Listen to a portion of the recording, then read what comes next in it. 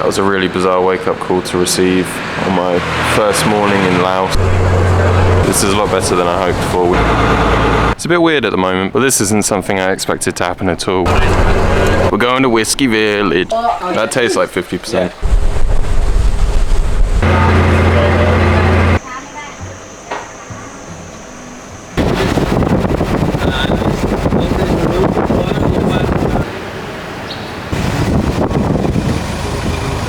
So here we are, we've made it to Laos. Our first stop, what's it called? Houayxay. Houayxay. Our first stop here is Houayxay, a little border town along the Mekong River with Thailand. And from where we're staying we can actually see the Mekong River, we can see Thailand. This area looks absolutely beautiful. Obviously there are a few little differences with Laos compared to Thailand that we've noticed so far. The first and most obvious one is the communist flag everywhere. Also, because this is a border town, the Laos flag seems to be everywhere as well, but that's pretty normal for countries on the border. Looky! Sorry, I'm just looking at the golden. And then also, weirdly, I'm obviously just immediately comparing everything to prices in Thailand. The price of beer here is cheaper than in Thailand, but the price of soft drinks is more expensive than in Thailand. Doesn't make much sense, but yeah, I think we're going to be drinking a lot of beer Lao on this trip. I think the currency exchange is going to take a bit of getting used to here. So just on the border with Thailand, we exchanged some money, and I had £5 in my wallet, so I thought I'd exchange that. And for £5 I got 130,000. Whatever the Laotian currency is, we've literally just turned up, so... For 20 quid I got 500,000. So. For 20 quid Ollie got 500,000. This is the first ever communist country that I've been in. And I'm excited to see what this place is like. At the moment we've got a really cool dog that just seems to be chilling and doing whatever. Absolutely beautiful. He really loves the Mekong River. I have a good feeling about this trip.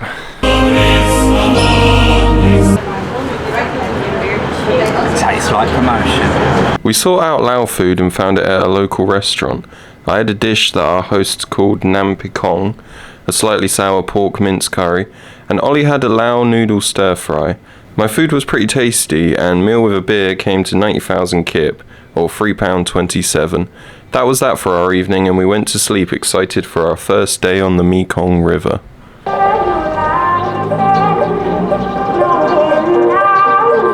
That was a really bizarre wake-up call to receive on my first morning in Laos. So there were some megaphones that were attached to a lamppost, and at 8 AM on the dot they just started blaring out music and also some guy speaking. I don't know whether that was some kind of Buddhist prayer or if it was some kind of communist morning wake-up routine. I don't really know.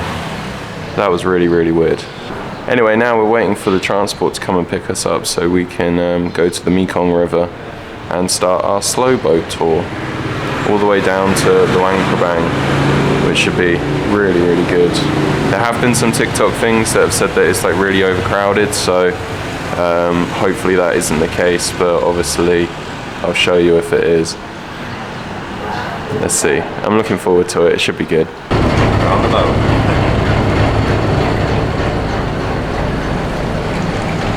This is a lot better than I hoped for. We've got our own table just for Ollie and I. I'm sure other people, when they arrive, will also be sat on their respective tables.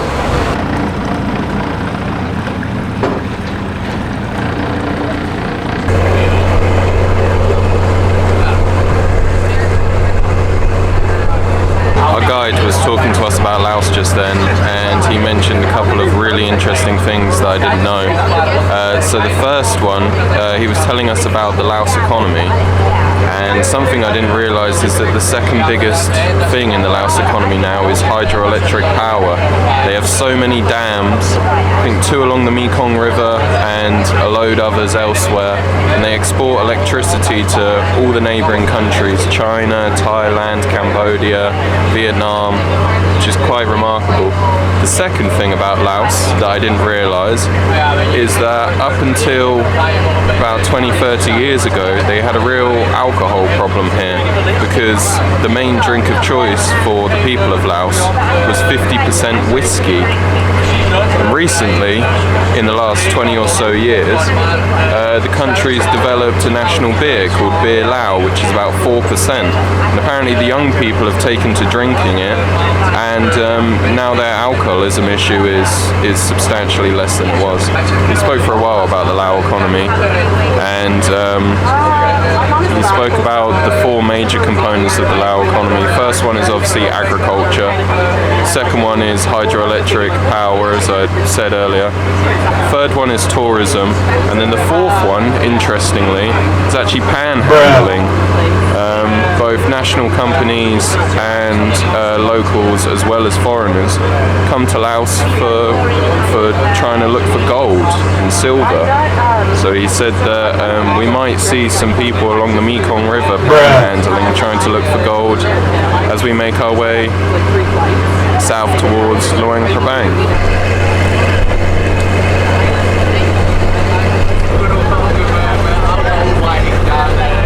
Another thing our guide told us about Laos that I was unaware of was how close they were with Thailand.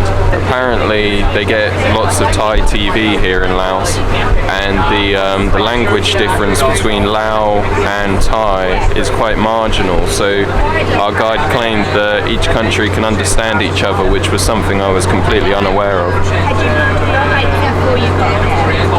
Especially despite the fact that of all the countries that Laos borders, Thailand's the only one that isn't communist. I suppose they look past that though.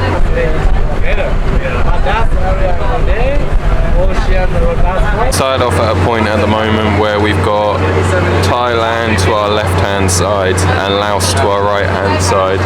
We're about to take a dip in the Mekong River that will mean that we'll have Laos on both sides. But I feel quite fortunate at the moment to be in a unique situation where you just have 2 completely different countries on either side of you as you're sailing down a river. It's really cool. I don't think you can overemphasize how important the Mekong was to the Lao people, traditionally throughout history and even today. Our guide told us that the country of Laos as it is now is made up of 80% hills and mountains and then 20% thick jungle. So for a very, very, very long time they didn't really have decent roads here, and so the Mekong River was sort of used for all sorts of transport and trade. Well, I guess, I mean, we also depending on this, yeah, Slowboat.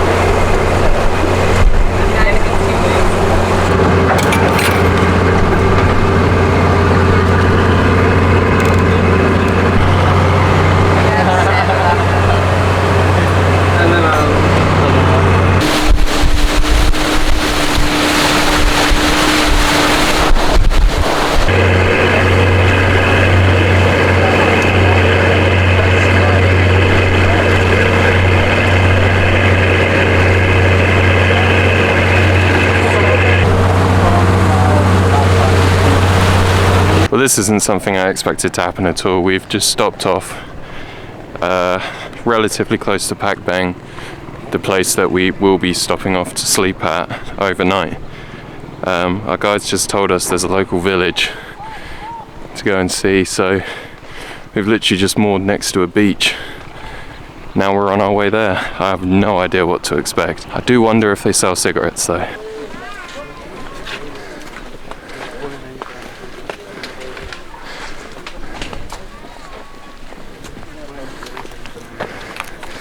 This is so bizarre.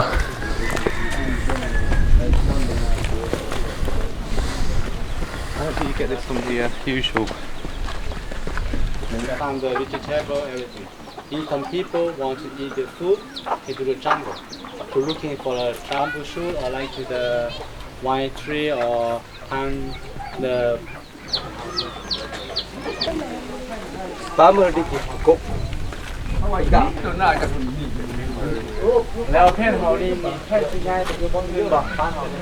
we just witnessed the village of the Camu people. I didn't expect to be stopping here, but we did. What an experience that was. Apparently there's 250 people living in that village. Usually they work on rice fields about about an hour and a half walk over the mountains during the wet season, but it's during the dry season. So they're not working at the moment, they're just subsisting off the land with livestock. And in the meantime, the kids go to school. The school's miles away. The kids leave on Saturday and then they come back to the village again on Friday. It's a pretty surreal experience.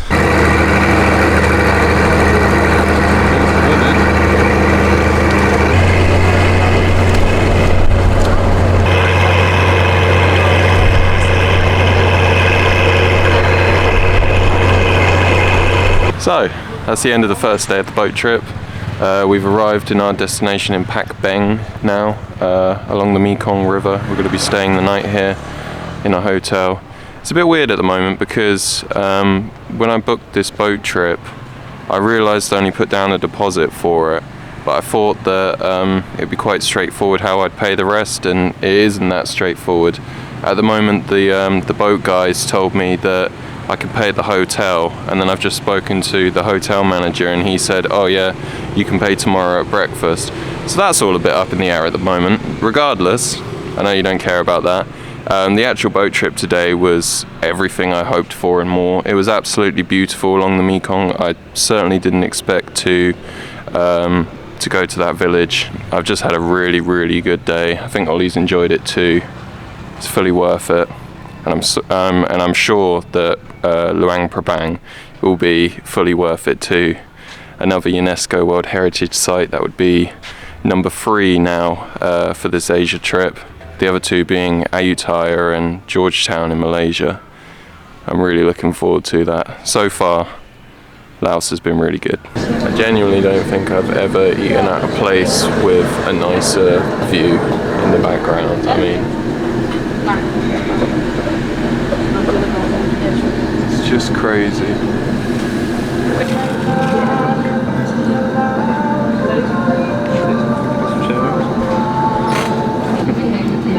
Right, what meat do we reckon this is? Not chicken. Yeah, it's got a nice tanginess to it.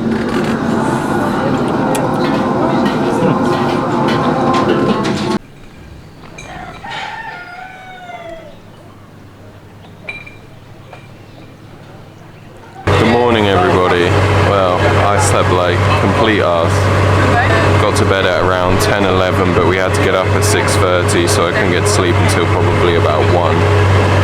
However, we're back on the boat. I've just seen a wild elephant this morning, which is really, really nice. And now today, apparently, we're going to see some caves with Buddha statues in there, and also go somewhere that gives us whiskey tasters. Didn't expect any of that on my way to Luang Prabang, but here we are for day 2 of the Slowboat.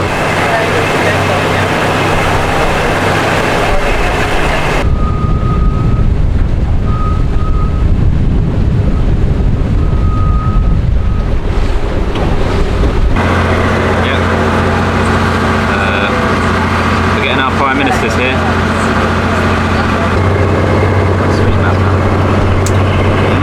So I was speaking to the guide that's on this boat a little earlier, and I mentioned how in the first place we stayed in Laos, there was a radio broadcast at 8 AM on the dot with very loud music and announcements all in Lao.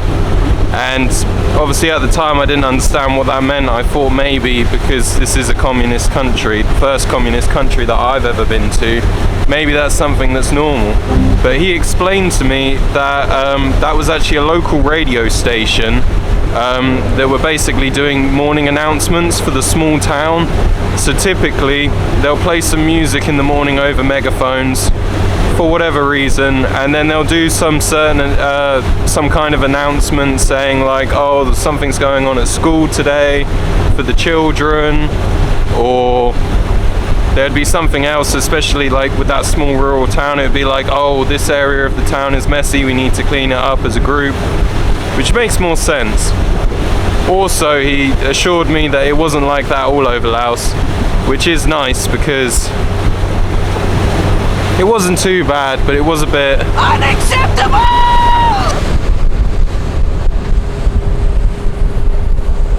I think this trip is certainly well worth it. It cost Ollie and I about £80–90 each, which certainly isn't cheap, but for 2 days of cruising along the Mekong River, 1 night accommodation included, lunch for both days, and a range of activities that I wasn't even aware of, this is certainly something that's well worth it. I saw some things on TikTok I was shown that showed experiences of this that seem vastly different to the ones that I have experienced here. I think that probably depends on the ticket price that you have for this kind of thing. You can get a cheaper one where you don't get lunch, you don't get a table by yourself, and you really are sort of stuck there for a lot of it. But we're really traveling in comfort at the moment, and to see the country in such a authentic way is really, really pleasing. I can see there's just some cows and buffalo just chilling by the Mekong River at the moment.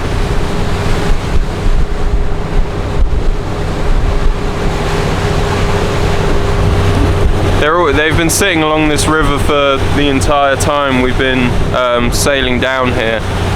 Today I haven't seen any panhandlers. I wonder if that's actually a bit further up the river towards Thailand.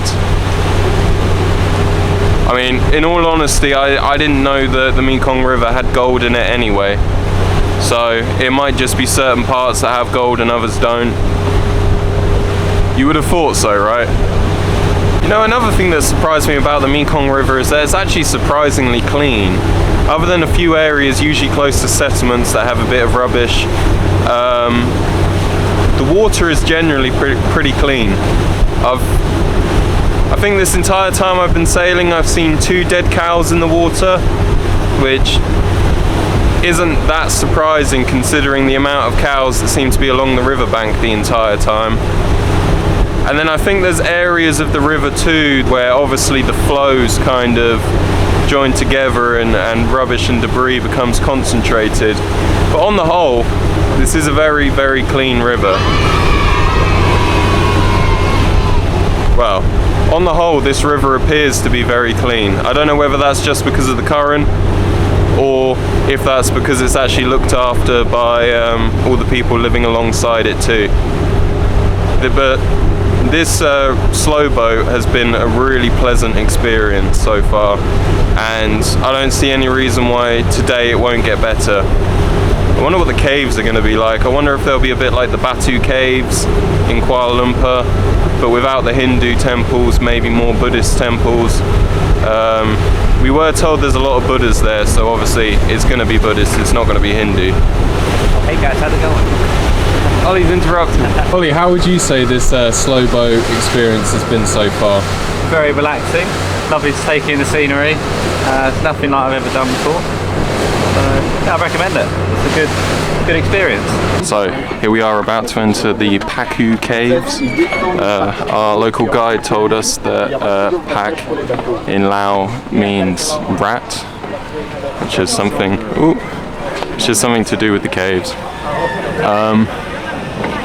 There's some markings on the cave just as we're approaching the entrance. One says 2008 and one says 2009 with a line underneath. That's how far the water got up to the entrance of the cave in that particular year from the Mekong River during the rainy season, which is remarkable. That's got to be at least 15 meters from the entrance to the cave down below. Apparently there's 40,000 Buddha statues in here, as well as lots of other things. I'm very excited.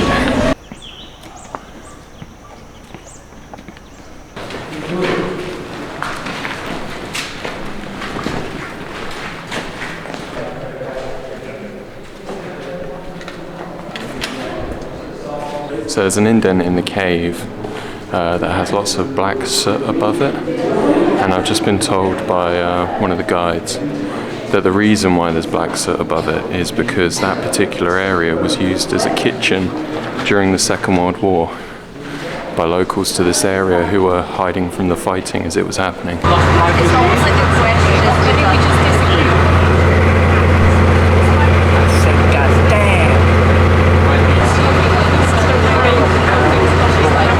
We're going to Whisky Village. We're going to Whisky Village.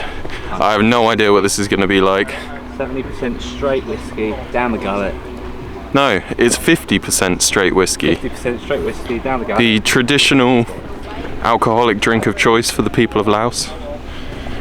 So maybe we'll get some authentic Laos whiskey here, hopefully. I'm hoping this isn't just a tourist trap to lube you up and then take as much from you as possible. It might be. We'll see. I'm usually quite gullible, so it should make for good content either way. Yes, they call a lot of people, they call hi. This they make it in here also. So make pork, they call Shanghai. So make pork village. And then now they can translate to be English to be Whisky Village. So village here, hold the village here before they made the whiskey for sale to the another village. Also Vietnam or Chinese also come to buy the whiskey from the village here also. But from the 2000 until now, tourists coming more. So the Lao people, the village here, some family they change to make the weaving, scarf or skirt, hanging or everything like you see here, or blanket something they make by hand. Also sell for the tourists. Cheers. Why is it red? That's not bad. 15%. Sweet. That does What taste makes really it sweet. red? So it's just more winey. It's like sake kind of. Yeah, that one's more more. like sake. That one's more alcoholic, less sticky rice. This centipede. Centipede also good for body. And the medicine from the men. Yeah, from the men. Yeah, from the men. You know, a lot of people, many children, because have good medicine. 2, 3.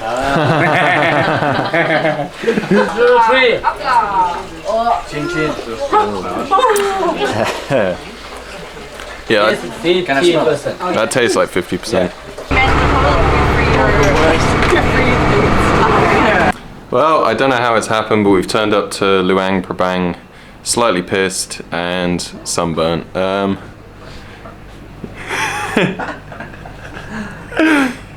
I think you've seen from the video that it's been a really good trip on that Slowboat. I believe it's well worth the price. It was very relaxing, the scenery was absolutely beautiful, and the hidden gems that we got to witness were great too. But that's it for the video. If you're interested in my videos, the next one will be on exploring Luang Prabang, the World UNESCO Heritage Site.